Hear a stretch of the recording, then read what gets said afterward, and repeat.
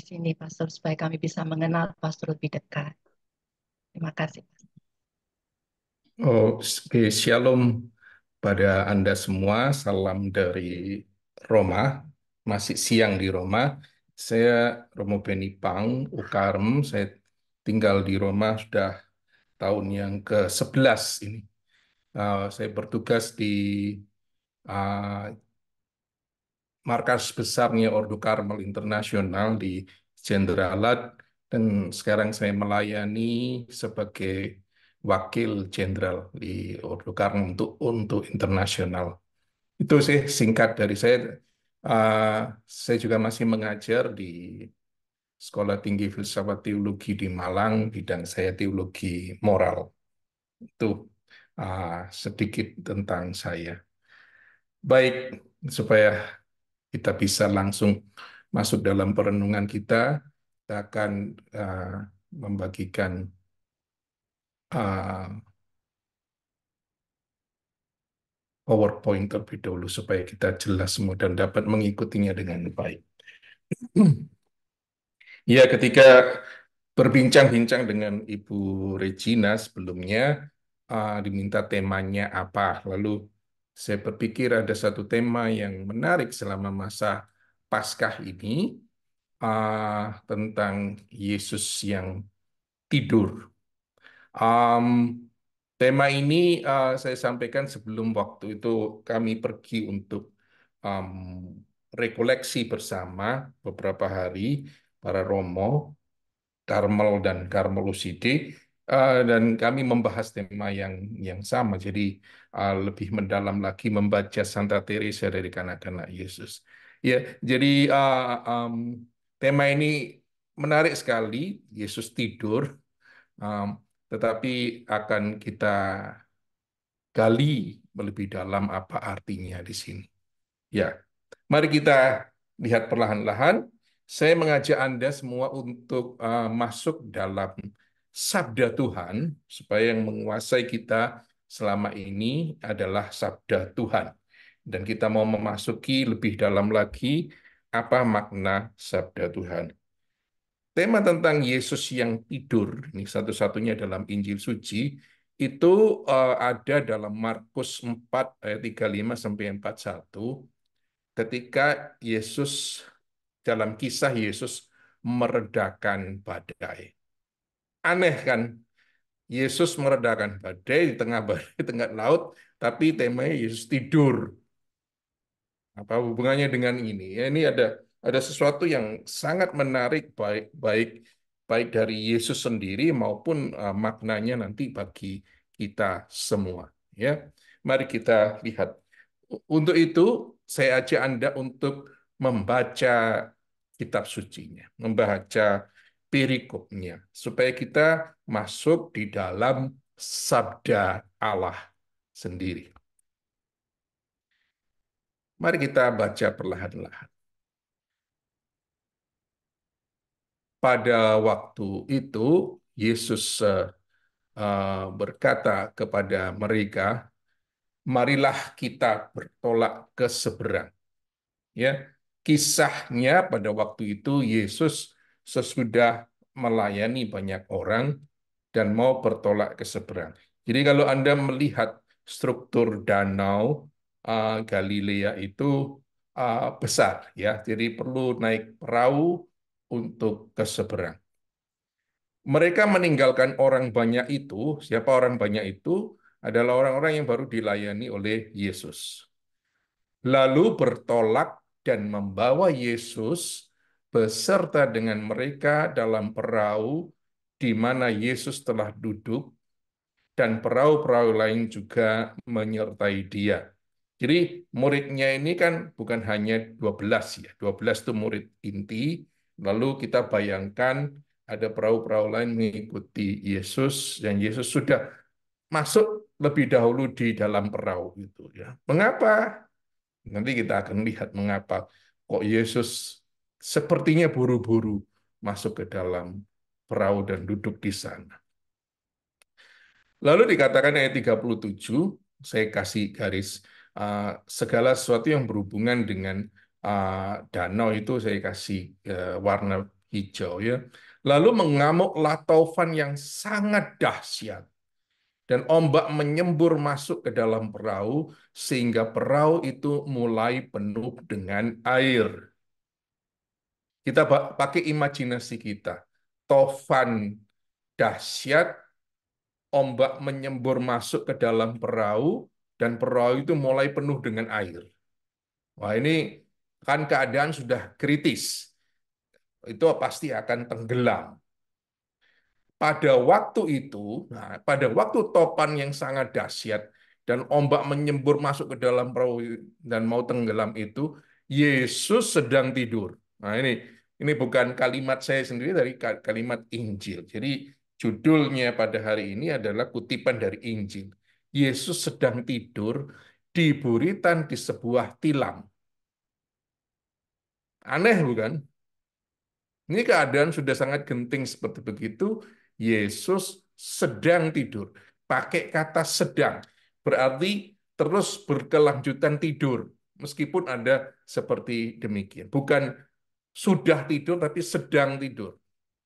Maka murid-muridnya membangunkan dia dan berkata kepadanya. Ya, kita bayangkan bagaimana cara murid-muridnya membangunkan dia. Guru, engkau tidak peduli kalau kita binasa. Ia pun bangun, Yesus bangun, menghardik angin itu, ya. Lihat apa yang dilakukan oleh Yesus, bangun menghardik angin dan berkata kepada danau itu. Ya, dia berdialog ketika sudah bangun, langsung menghardik angin dan berkata kepada danau, kepada alam, diam dan tenang. Lalu angin itu reda dan danau menjadi teduh sekali. Ya. Angin yang menghembus, danau yang membawa air. Semuanya menjadi tenang. Hanya sekali perkataan Yesus. Dengan dua kata. Lalu ia berkata kepada mereka. Nah, kata-kata Yesus itu ya. Kata-kata Yesus di sini uh, sangat sedikit. Pertama, mari kita bertolak ke seberang, lalu kemudian diam tenanglah, lalu kemudian ayat 40 dia berkata kepada murid-murid itu yang sedang kaget dengan apa yang sedang terjadi, dia berkata, "Mengapa kamu begitu takut? Mengapa kamu tidak percaya?" Ayat 41 dikatakan di sini. Mereka menjadi sangat takut dan berkata seorang kepada yang lain, "Siapakah gerangan orang ini sehingga angin dan danau pun taat kepadanya?" Ya, demikianlah Injil Tuhan.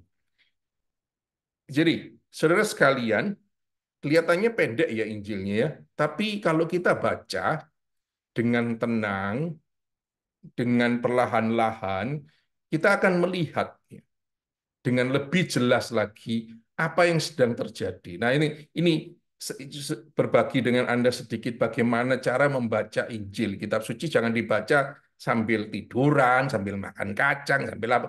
Kitab suci harus dibaca dengan penuh hormat, dengan penuh meditasi, dibaca pelan-pelan. Tidak ada yang sulit. Kayak kita kalah dengan orang eh, Kristen ya, sulit baca kitab. Tidak ada yang sulit. Di sini tidak ada kata yang sulit. Imajinasinya semua jelas. Ya. Asal kita baca dengan pelan supaya kita. Mari kita memahami Injil sekarang. Mari kita lihat satu persatu mengapa Yesus tidur. Ya, tema hari ini Yesus tidur. Mengapa Yesus tidur? Situasi yang aneh sekali di mana Yesus tidur gitu. Kalau kita membangunkan orang yang tidur itu kan ada guyonan-guyon kan kadang-kadang nggak mau bangun disiram air bangun kan. Nah ini di tengah ombak seperti begitu Yesus tidur. Ada apa dengan Yesus? Nah kita lihat latar belakang dahulu apa apa sih ombak dan sebagainya ini. Jadi kita lihat Danau Galilea. Bagi mereka yang sudah pernah ke Danau Galilea pasti akan lihat danau itu bukan danau kecil, ya, itu besar sekali, ya. Dan posisinya berada di daratan rendah di lembah, sebuah lembah yang dikelilingi oleh bukit-bukit. Kalau Anda pernah melihat ke Danau Toba, eh, ya kira-kira model-modelnya seperti begitu. Danau Galilea rentan terhadap badai dahsyat yang tiba-tiba. Karena posisinya begini, kayak di cekungan begitu. Jadi kalau ada angin menerpa dari tempat lain, turun langsung ke dan. Wah, itu yang di tengah-tengah itu bisa bisa kacau itu. Dan seringkali itu terjadi. Tidak ada peringatan apa-apa, tiba-tiba ada angin dan tiba-tiba ada apa namanya badai. Jadi ini fenomena alam yang sering terjadi di Danau Galilea. Ya. Yesus dan murid-muridnya berlayar dari satu sisi ke sisi yang lain di malam hari. Ini bayangkan, malam hari. Jadi bukan siang hari. Kalau siang hari orang masih dapat lihat ada cahaya lah, lihat daratannya di mana ke, arahnya kemana ke, kita masih bisa lihat. Tapi di malam hari, 2000 tahun yang lalu, ya jangan dibayangkan ada lampu-lampu. Enggak ada 2000 tahun yang lalu. Dan buritan dan bantalan sebuah perahu pada waktu itu terbuat dari kayu dan tidak nyaman untuk tidur. Apa yang terjadi kalau mengapa Yesus sampai tidur? Sampai ada air yang masuk begitu dia tidur. Rupanya manusiawi sekali Yesus benar-benar kelelahan. Kelelahan karena apa pelayanan yang begitu berat, dia biasanya meminta untuk menyingkir sejenak untuk berdoa dan sebagainya. Dan ini Yesus betul-betul kelelahan, ya. Maka dia tidur. Kita bayangkan sampai air masuk pun dia tidur tuh betul-betul dia sangat lelah dengan apa yang dia lakukan dalam pelayanannya. Ya, jadi pertanyaan mengapa Yesus tidur itu eh, dijawab karena dia betul-betul kelelahan. Kalau Anda membaca perikop-perikop sebelumnya. Tapi nanti makna spiritualnya ini betul-betul mendalam. Ya, kita akan lihat dari pengalaman orang-orang kudus yang ada. Mari kita melihat dari Injil ini ada 4 poin yang penting. Pertama, kita melihat satu kesulitan, yaitu badai, lalu sikap para murid, lalu sikap Yesus, dan bagaimana tentang iman yang dikatakan Yesus. Di mana iman? Kesulitan itu. Ya, badai itu hebat sekali ya, seperti saya katakan tadi, badai itu ombak yang menghantam perahu itu hebat sehingga perahu itu sudah terendam ya. Jadi ini bukan para murid ini panik ya, para murid ini yang nelayan kan, ada sebagian besar kan banyak nelayannya. Mereka pun panik gitu. Berarti ini badainya berbahaya dan mereka sedang tenggelam. Dan ada kematian tragis yang mengancam. Lihat, dari poin yang pertama ada sebuah kesulitan yang nyata sekali. Sudah di ujung tanduk sekali mereka. Eh, Kalau para murid itu orang-orang kota, ya kita bisa pahami. Mereka kena ombak sedikit saja sudah takut, sudah pusing, sudah mual, sudah muntah. Tapi ini mereka banyak banyak adalah nelayan-nelayan yang hebat, ya. Petrus dan eh, Andreas itu nelayan yang hebat, ya. Tapi mengapa mereka juga panik? Karena ini bahaya banget. Satu ini bahaya. Ya, jadi kesulitannya itu nyata dan berbahaya, sungguh-sungguh berbahaya, bukan drama ini ceritanya. Nah, dari kesulitannya tiba-tiba mereda, tidak ada berangsur-angsur, tiba-tiba berhenti begitu. Dari nyata, kritis, tiba-tiba berhenti. Ada satu ketenangan yang besar, itu dikatakan itu. Ada satu ketenangan yang besar, situasi yang betul-betul kontras. Ya, Ini lihat ya saudara sekalian, tema yang pertama tentang kesulitan, ada kesulitan yang nyata tiba-tiba berubah begitu saja. Nah, siapa yang mengubahnya kita sudah tahu nanti. Tapi nanti akan kita lihat lebih dalam bagaimana Kristus mengubahnya. Kita lihat dulu para murid. Nanti kita akan bandingkan dengan seorang yang luar biasa ya dalam gereja. Idealnya para murid itu, karena dekat dengan Yesus, adalah orang yang percaya pada ajarannya, ya, menyerap semangatnya dan meneladani dia. Ya, itu idealnya. Ya, kita sudah melihat pada perikop-perikop sebelumnya, Yesus membuat mujizat ini dan sebagainya. Yesus mengajarkan kepercayaan dan sebagainya. Harusnya para murid itu percaya. Harusnya para murid itu punya iman yang besar.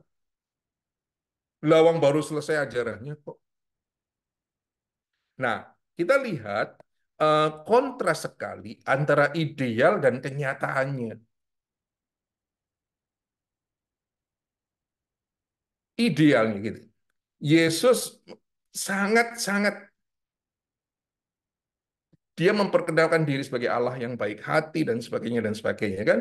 Eh, Lalu tiba-tiba murid-murid itu di tengah-tengah kesulitan yang besar itu apa yang dikatakan para murid kepada Yesus? Dia panggil guru, masih untung dipanggil guru, tidak panggil namanya. Guru, engkau tidak peduli kalau kita binasa. Jadi menuduh, gitu kata-kata Yesus, menuduh kalau dia tidak peduli gitu. Dia tidur, Yesus sedang tidur, lalu dituduh tidak peduli.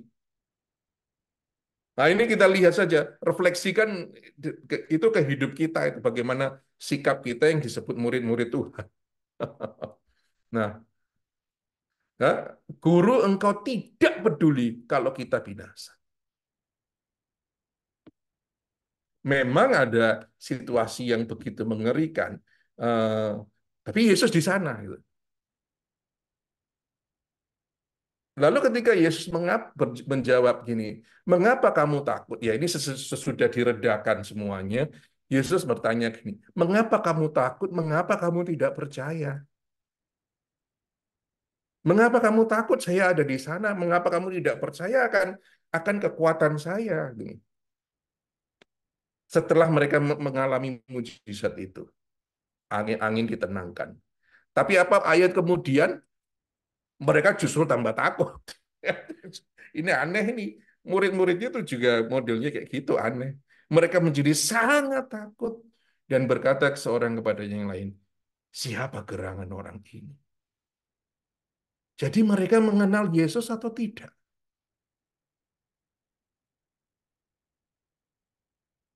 Mereka sungguh percaya pada Yesus atau tidak? Mereka menyerap semangat Yesus, meneladani Yesus atau tidak? Pertanyaan saya, apakah mereka sungguh-sungguh murid-murid Yesus? Apakah kita murid-murid Yesus? Wah, kita ngomong orang Kristiani. Apakah kita murid-murid Yesus? Itu dibuktikan kalau kita sedang berada di dalam uh, badai besar. Apakah kita sungguh seorang murid atau palsu? Dan mengatakan, Guru, engkau tidak peduli kalau kita binasa. Bagaimana kita lihat sikap Yesus? Dia ada di buritan. Dia tertidur di atas. Apakah Yesus tidak peduli yang dikatakan oleh para murid? Hmm? Apakah dia tidak memiliki kuasa atas Allah?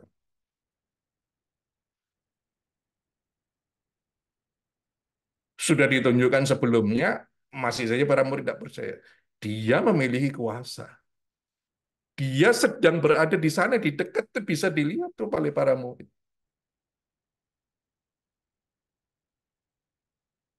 Dan ketika masih dituduh seperti begitu, dia bangun, dia menghardik angin itu dan berkata kepada danau itu, diam, tenang. Ya, seolah-olah berbicara kepada seorang yang hidup, gitu ya. person gitu ya, menunjukkan kuasanya. Dialah Allah Maha Kuasa, alam sebagai besar apapun taat kepada Dia. Dan Dia sedang ada di atas perahu bersama para muridnya. Cuman keadaannya tidur.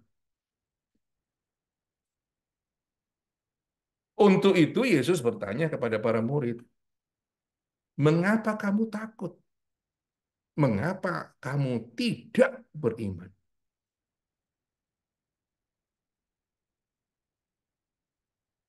Seolah-olah di balik pertanyaan Yesus ini, seolah-olah kekuatan alam itu lebih berkuasa daripada Yesus. Seolah-olah bahaya kehidupan itu lebih berkuasa daripada Yesus, yang membuat mereka takut. Kata-kata Yesus itu penting sekali untuk kita renungkan, saudara sekalian. Mengapa kamu tidak beriman?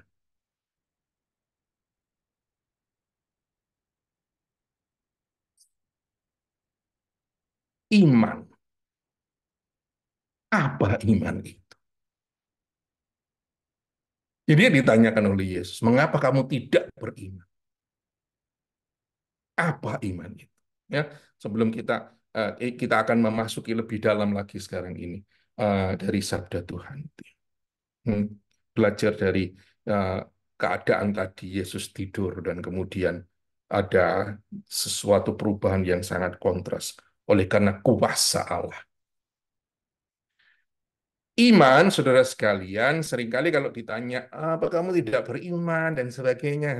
Iman itu banyak orang mengatakan seringkali di paroki itu apalagi iman itu adalah percaya-percaya saja, Romo, menyerah-menyerah saja pada Tuhan Allah. Hmm, oh God. Itulah orang Katolik ya ya nggak mendalami gitu loh, padahal iman itu bukan itu saja, gitu. Iman itu mengandaikan dua hal. Ya, kesalehan-kesalehan yang hanya saleh begitu saja itu tidak ada gunanya maksudnya. Ya, tidak menambah kedalaman iman kita. Nah, repotnya. Jadi iman itu ada dua, yaitu pertama hal yang berkaitan dengan pengetahuan dan kedua adalah kepercayaan. Jadi kalau ngomong hanya percaya-percaya saja, itu tidak benar, saudara sekalian. Saya ingin menjawab sih orang-orang yang yang penting iman yang percaya-percaya saja pada Yesus. Lo percaya saja. Yuk tahu betul. Kamu percaya pada sesuatu yang tidak kamu ketahui. Nah, saudara sekalian yang terkasih, ini penting sekali. Sebagai orang Katolik, kita harus tahu bahwa iman ini memiliki makna yang double seperti begini. Pertama, kita harus tahu. Tidak perlu jadi profesor, doktor. Tidak perlu. Tetapi harus tahu paling tidak isi iman kita. Nah ini seringkali enggak, orang Katolik enggak peduli. Ini kalau posting di eh, Facebook yang berhubungan dengan iman gitu ya, enggak peduli. Tapi kalau foto, oh ribut, rame, diskusi. Ah, jadi kurang mendalam. Jadi mari kita lihat. Iman sebagai pengetahuan.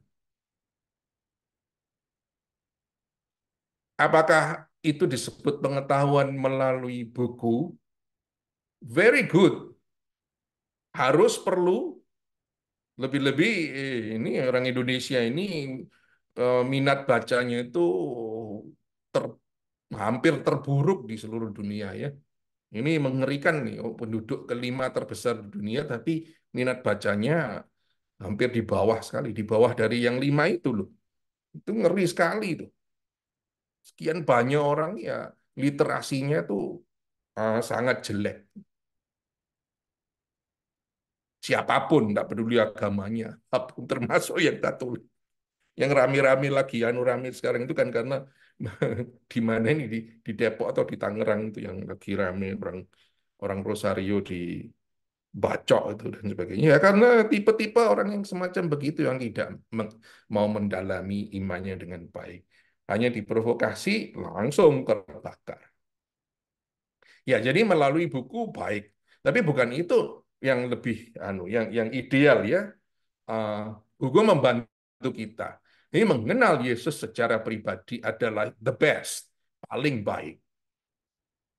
Jadi pengenalan pribadi, kamu tidak akan percaya kalau kamu tidak kenal dengan baik. Mana mungkin sih kamu meletakkan uangmu di bank kalau kamu tahu tidak tahu bank itu betul atau enggak gitu. Enggak kan?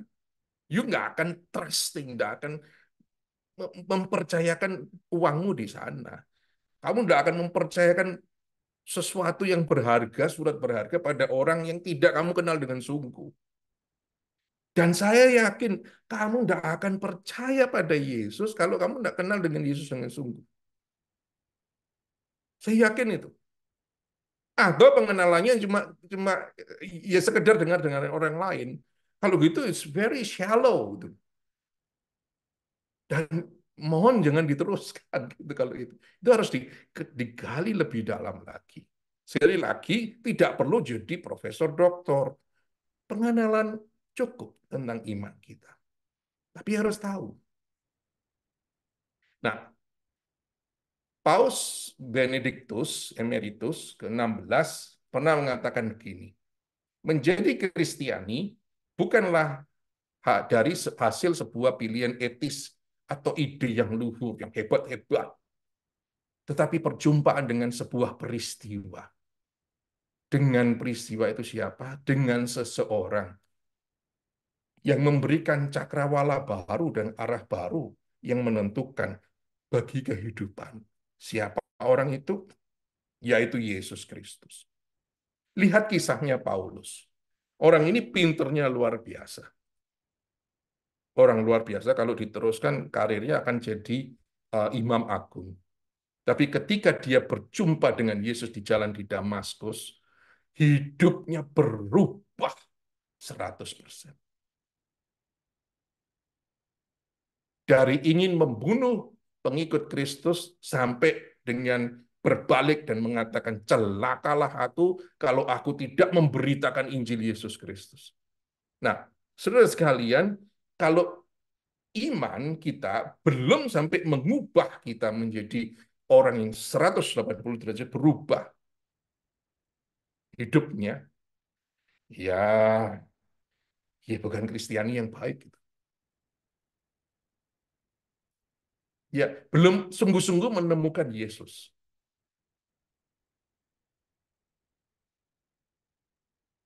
Nah, baik. Jadi pengenalan sekali lagi isi iman kita harus dikenal dengan baik ya, isi ya. Makanya belajar dengan baik, belajar kitab suci, belajar ajaran gereja, semua buku dibaca dan sebagainya, tapi lebih-lebih pengenalan pribadi lewat doa dan sebagainya. Nah, lanjut lebih dalam lagi, sekali lagi ini tahap kedua ya, yang sering kali banyak disebut. Saya percaya-percaya saja itu Anda meloncat dari tidak kenal tiba-tiba percaya, which is impossible dan saya tidak percaya itu. Ya, atau kepercayaan Anda itu salah gitu pada Yesus yang modelnya bagaimana. Ya, pasti salah karena Anda tidak kenal dengan baik. Nah, setelah mengenal dengan pengetahuan yang baik, pengenalan dengan pribadi dengan baik, Anda percaya. Percaya ini bukan saja percaya-percaya, ya percaya hari ini adalah hari Rabu, ya percaya hari ini jam 2 nanti ada perkawinan. Ya saya bukan, tapi percaya itu mempercayakan diri saya pada Yesus. Nah, kita akan belajar dari banyak penulis suci dan orang kudus. Pemazmur menunjukkan kepercayaannya sampai segitu. Ya, Mazmur 23 itu eh, bukan Mazmur yang saleh-saleh ya, tapi Mazmur yang luar biasa dalam. Ya, pemazmur ini pernah mengatakan begini, sekalipun aku berjalan dalam lembah kekelaman, aku tidak tidak takut bahaya, sebab engkau beserta. Ya, sekalipun berjalan dalam lembah kekelaman. Bayangkan, saudara, lembah kekelaman ini lembah bahaya. Lembah itu selalu berbahaya kan. Curam, orang bisa masuk jurang dan sebagainya. Dan apalagi kalau kelam. Tapi luar biasanya, si pemazmur ini berkata, aku tidak takut bahaya. Karena dia percaya akan Allah. Sudah jalannya licin, lalu menurun, dan tidak dia kenal, tapi dia tidak takut karena dia percaya Allah ada bersama dengan dia. Itu pemazmur. Kita belajar juga dari Santa Teresa dari Avila. Dia pernah menuliskan di buku brevirnya, buku doanya. Nah, coretan-coretan tangan biasa ini nanti akhirnya menjadi lagu yang terkenal, lagu dinyanyikan, lagu Tese Nada di Turbe. Janganlah takut, janganlah cemas itu ya. Eh, Tulisannya isinya begini. Dalam sekali meskipun sangat pendek. Jangan biarkan apapun mengganggumu dan janganlah ada yang membuatmu takut. Dia yang memiliki Tuhan tidak akan kekurangan apapun. Hanya Allah saja cukup. Bahasa Spanishnya solo Dios basta. Hanya Allah cukup. Hanya Tuhan cukup. Ini kalau mau lengkap, dia mengatakan, eh, todo se pasa, Dios no se muda.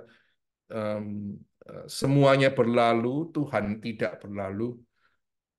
Kesabaran akan melampaui segalanya. Yang memiliki Tuhan tidak kekurangan apapun. Hanya Tuhan cukup. Ya, Yesus sendiri pernah berpesan, kenapa kamu khawatir dengan hidupmu? Khawatirmu tidak akan menambah satu jengkal apapun dalam hidup. Tapi kepercayaan pada Allah Bapamu yang akan menambahkan kekuatan dalam melangkah. Maka yang Santa Teresa, kalau saya memiliki Allah, itu cukup. Karena saya memiliki segala-galanya. Ya, dia orang-orang kudus ini memiliki pengenalan yang begitu dalam akan Allahnya, sehingga dia berani membuat statement-statement yang begitu, apa ya, bagi kita itu kalau kita cerna dengan baik, itu sungguh dalam. Eh, Anda berdoa kerahiman ilahi, lalu ngomong, Yesus engkaulah andalanku, itu saya tidak tahu terjemahnya siapa gitu ya. Tapi ya terjemahnya kan I trust in you sebetulnya. Saya mempercayakan diri saya kepadamu. Mereka tahu, dia tahu siapa yang dia percayakan. Nah, ya saya katakan dan yang kami renungkan seminggu di sebuah rumah retret dekat dengan laut. Jadi pemandangannya sungguh membantu kami merenungkan apa yang terjadi. Santa Teresa dari kanak-kanak Yesus. Teres de Lisieux. Ini luar biasa dokter gereja yang satu ini. Ya, dokter gereja ini ya, bukan seperti yang lain. Dia mengatakan gini, ya setelah dia kaul kebiaraan, dia mengalami kesendirian, lalu kegersangan dan yang sangat dalam. Dia mengatakan, this is absolute, sangat dalam. Ini kekeringan rohani yang diteriakkan oleh seorang santa ya. Jadi jangan dikira jadi santa itu hidupnya aman-aman saja, tenang-tenang saja. Ya, itu Anda tidak membaca itu, Anda membaca kisah kanak-kanak, kisah kisah santo-santa yang dari komik begitu. Kalau begitu tulisannya ya beri. Tapi kalau dibaca dengan sungguh-sungguh dalam sekali. Nah, dia mengatakan ini menarik sekali. Dalam kekeringan seperti begitu, kekeringan ini kan sebuah badai di dalam hidupnya ya. Yesus sedang tidur seperti biasa dalam perahu kecil saya. Apa artinya ini? Yesus sedang tidur.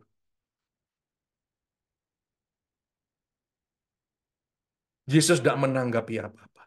Yesus diam saja. Tapi Teresa tidak seperti murid-murid yang mengatakan, bangun, kita binasa. Apa jawaban Teresa? Yesus tahu Yesus tidur dalam perahu kecilku, di sana di dalam hidupku, di lubuk hatiku. Dia mengatakan hanya ini. Ah, saya melihat dengan jelas betapa jarangnya ini ya. Ya, dia kritik kita ini. Jiwa-jiwa yang mengizinkan dia untuk tidur dengan tenang di dalam diri mereka. Yesus begitu lelah karena ia selalu harus mengambil inisiatif dan memperhatikan orang lain sehingga dia bergegas mengambil keuntungan dari istirahat yang saya tawarkan kepadanya. Jadi Teresa ini sungguh-sungguh Teresa ini masuk dalam hidupnya Yesus yang ya, apa yang melayani begitu banyak orang lalu kalau dia sudah jenuh dengan itu, let him stay there. Saya ngalami badai, saya ngalami kekacauan dalam hidup saya. I don't care. Yang saya tahu dia sedang tidur di sana dan itu cukup bagi saya. Lihat betapa si kecil yang wafat umur 24 tahun ini imannya jauh lebih besar daripada para murid-murid yang ada di Danau Galilea ini. Dan dia nanti ketika dia menulis surat pada Celin, dia menulis surat pada Celin dan menganjurkan hal yang sama. Celin, memang kadang-kadang kita berada di tengah danau, di tengah laut, di mana kita tidak tahu daratan yang di belakang kita sudah tidak dilihat lagi, daratan yang di sana tempat kita menuju sudah tidak kelihatan lagi, kita di tengah-tengah laut di perahu yang kecil dan itu sudah mau tenggelam. Tapi Yesus di sana tidur. Celin cukup biarkan dia tidur. Dan itu cukup. Orang ini sama besarnya dengan Teresa dari ini tadi, Teresa dari Avila. Allah, hanya Allah cukup.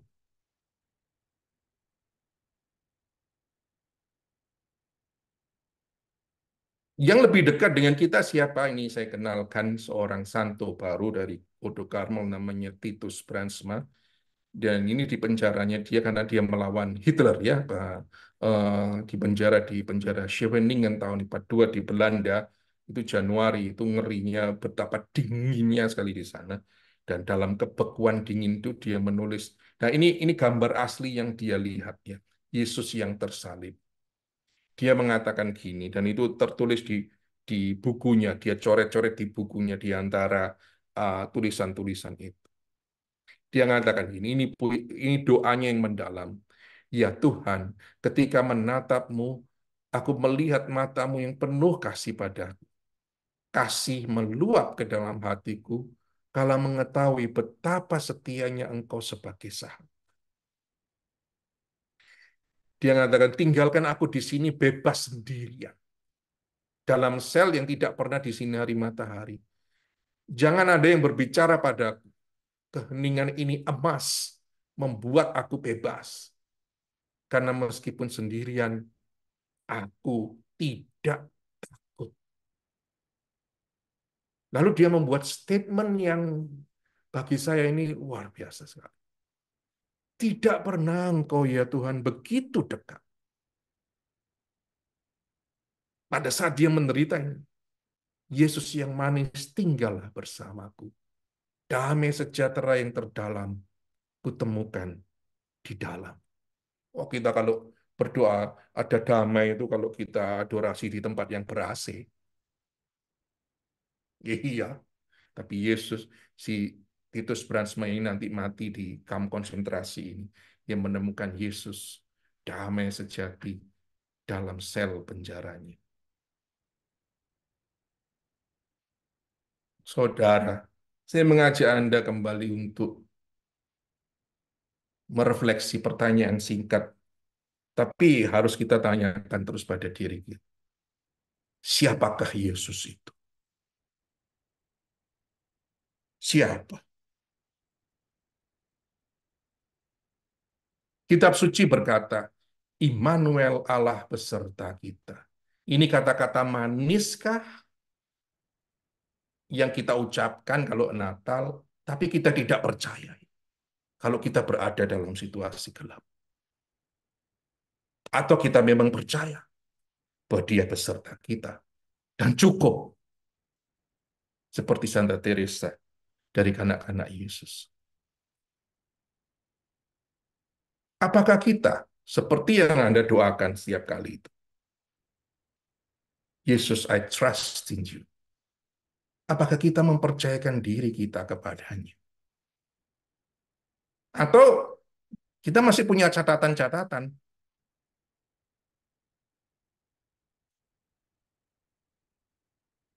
Pertanyaan yang mesti kita jawab dalam keheningan sendiri-sendiri nanti. Percayakah kita pada Dia yang sanggup meredakan topan badai dalam sekejap?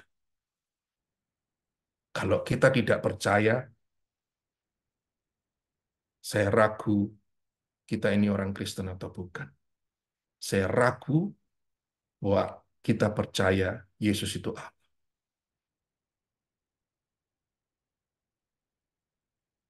Sebagai penutup, mari dengar ajakannya sendiri. Marilah kepadaku, kalian semua yang letih, lesu, dan berbeban berat, aku akan memberikan kelegaan kepada.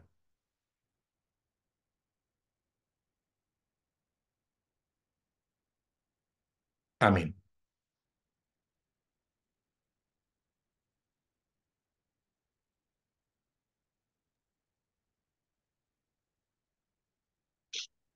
Terima kasih, Pastor Benny Pang, perenungan pada malam hari ini betul-betul merefleksikan kepada kita akan iman kita. Tema yang Pastor bawa adalah Yesus itu. Boleh Pastor Benny Pang saya membuat rangkuman sedikit dari perenungan yang tadi Pastor bawa. Silakan. Gimana? Ya. Pastor membawa tema Yesus tidur yang menggali makna yang lebih dalam, makna dari tema Yesus tidur. Pastor membawanya dari Yesus meredakan badai. Tetapi pastor angkat adalah Yesus tidur. Mengapa Yesus tidur? Itu pastor angkat kembali. Secara kenyataan, tadi pastor katakan Yesus kelelahan. Tetapi makna spiritualnya yang pastor angkat pada malam hari ini. Ada 4 poin. Adalah kesulitan yang pertama. Yang kedua, para murid. Yang ketiga, Yesus. Dan keempat adalah iman. Satu persatu pastor ulas begitu jelas. Kesulitan di mata, nyata, badai topan, tapi tiba-tiba dalam sekejap menjadi ketenangan.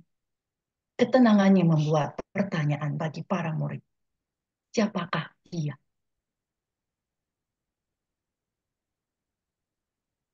Yesus dengan mengatakan diam dan tenanglah. Mengapa kamu tidak beriman? Ini yang tadi pastor angkat kembali. Dan pada poin yang keempat, iman. Iman yang pastor angkat ada 2, pengetahuan dan kepercayaan. Jelas sekali pastor terangkat di sini, bukan hanya di mulut percaya. Ya, saya percaya. Ya, seperti ini. Jelas sekali pastor angkat. Tetapi pastor mengangkat kembali adalah pengetahuan. Iman itu ternyata jadi pengetahuan, di mana mengenal Yesus secara pribadi. Menggali lebih dalam lagi bagaimana iman kita. Menjadi Kristen bukanlah pilihan, tetapi perjumpaan. Perjumpaan dari peristiwa yang kita alami. Itulah timbul iman.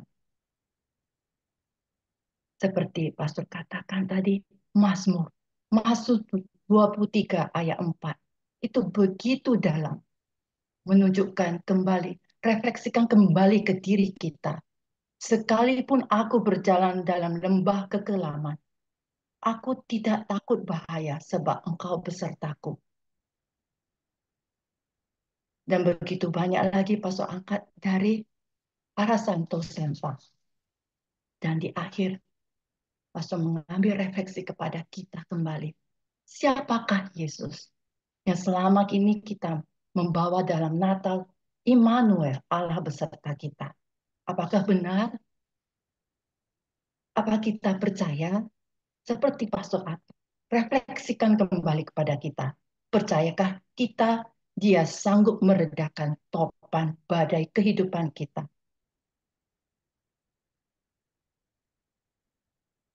Bagaimana kita di dalam pergumulan hidup kita, di dalam kesesakan kita, di dalam penderitaan kita? Kadang kita merasa dia diam, dia tidur. Tapi kita belajar pada malam hari ini melalui Santo dan Santa, membiarkan Yesus tidur karena dia kelelahan. Kelelahan di dalam kehidupan kita, membantu kita. Malam hari ini, Pastor mengubah cara berpikir kita. Tidak memohon secara terus-menerus, tetapi membiarkan. Yesus berkarya, Yesus tidur, Yesus beristirahat. Marilah yang seperti Tuhan Yesus katakan, marilah datanglah kepadaku yang letih lesuh yang berbeban berat. Aku akan memberikan kelegaan. Ini yang bisa saya ringkas, Pastor. Perenungan pada malam hari ini yang membuka, refleksikan ke wacana pikiran kita kembali. Membiarkan Yesus tidur karena ia kelelahan. Terima kasih, Pastor Benny Pang.